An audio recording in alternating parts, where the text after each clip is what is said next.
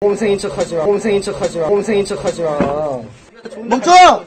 멈춰! 멈춰! 최근에 우리나라 관제 분야에 큰 사건이 발생했는데요. 바로 알파 593 관제권 회수입니다. 오늘은 이 내용에 대해서 자세히 다뤄볼까 합니다. 알파 593이란 우리나라 비행정보구역에 있는 항로로서 제주 남단에 위치해 있습니다.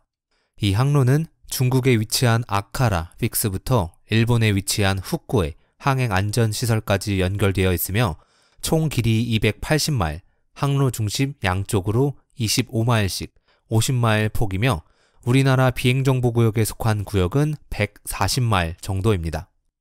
이 항로는 아카라 훅구의 항공회랑이라 불리는 특별한 항로 체계인데요. 이 항로에서 특정 고도로 비행하는 항공기에 대한 관제권을 동경 125도 새들리 픽스를 중심으로 서쪽은 상하이 ACC, 동쪽은 후쿠오카 ACC가 가지고 있습니다. 우리나라 비행정보구역에 있는 항로에서 비행하는 항공기의 관제권을 도대체 왜 상하이 ACC 또는 후쿠오카 ACC가 가지고 있을까요?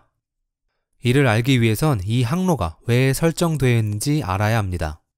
과거 한중 수교 이전 중국과 일본은 서로의 국가로 가기 위한 단축 항로를 원했고 그 방법은 우리나라 영공을 통과하는 것이었지만 우리나라와 중국은 수교된 상태가 아니었기 때문에 통신 자체가 불가능한 상황이었습니다.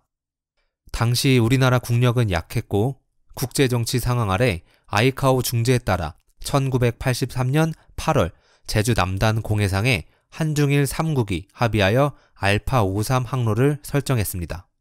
그 이후로 알파 593에서 특정 고도로 비행하는 항공기는 상하이 ACC 또는 후쿠오카 ACC가 관제를 해왔습니다. 여기에는 큰 문제점이 있습니다. 알파 593 항로가 신설됐던 1983년에는 이 항로를 비행하는 항공기 대수가 하루 평균 10대에 불과했지만 2019년에 와서는 그 대수가 일평균 580대로 증가했습니다. 또한 알파 593과 겹치는 항로인 양키 711, 양키 722를 비행하는 항공기 또한 꾸준하게 증가했습니다.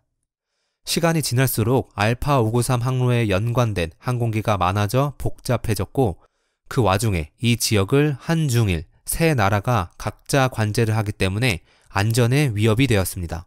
그 예로 두 가지 사건을 말씀드릴 수 있는데요. 2019년 6월, 2018년 7월에 발생한 두 가지 사건입니다. 우선 첫 번째로 2019년 6월에 발생한 사건입니다.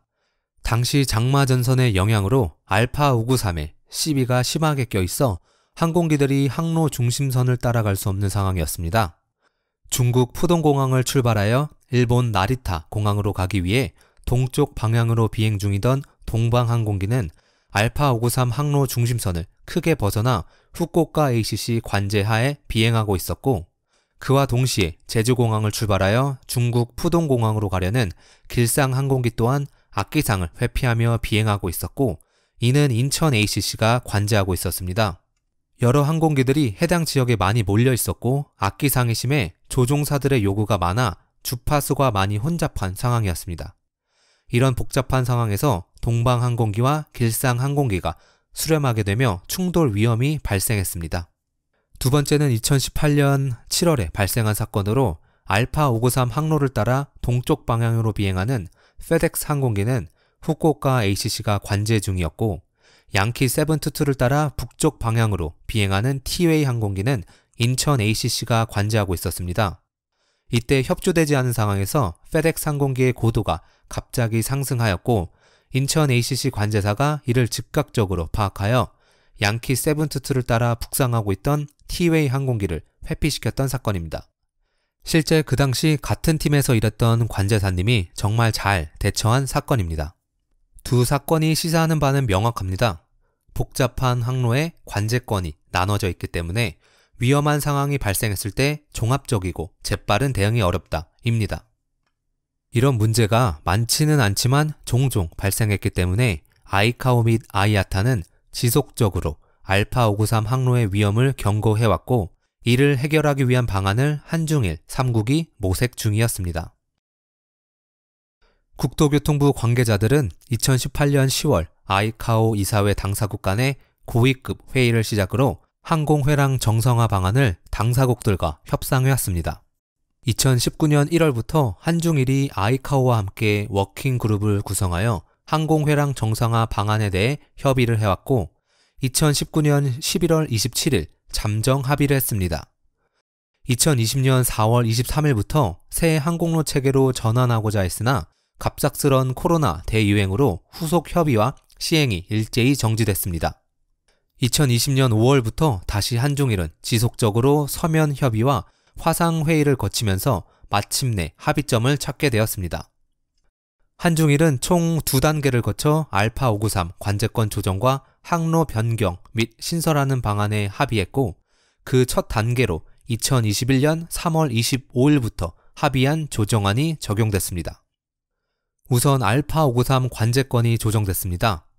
기존에는 알파 593 항로 동경 125도를 기준으로 서쪽은 상하이 ACC, 동쪽은 후쿠오카 ACC가 관제됐다면 새로 적용되는 조정안에서는 알파 593 동쪽의 관제권을 우리나라가 회수했습니다.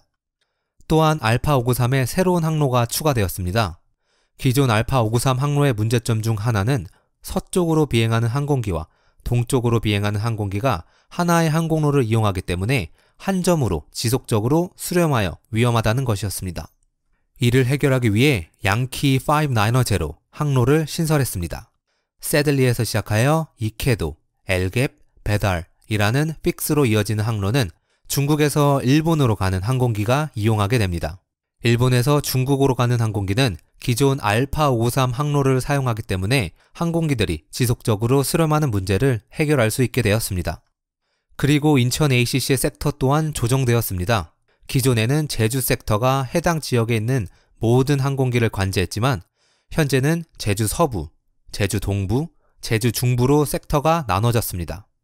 제주 서부 섹터는 양키 711을 타고 남쪽 방향으로 비행하는 항공기를 관제하고 제주 동부 섹터는 양키 722를 타고 북쪽으로 비행하는 항공기, 제주 중부 섹터는 알파 593을 이용하는 항공기를 관제하게 되어 좀 더 효율적이고 안전하게 항공기를 관제할 수 있게 되었습니다. 잠정적으로 2021년 6월 17일까지 2단계를 준비 및 완료하여 기존 알파 593 항로에서 완전히 분리되는 새로운 항로를 신설하여 항공 안전을 더욱 향상시킬 예정입니다. 지난 37년간 불완전한 운영체계로 국제항공사회의 항공 안전을 위협했던 문제는 국토교통부의 끈질긴 노력 덕분에 해소할 수 있게 되었습니다. 실제 2021년 3월 25일 알파 593 관제권을 회수할 당시 현장에서 역사적인 순간을 경험한 저로서는 뜻깊은 경험이었습니다.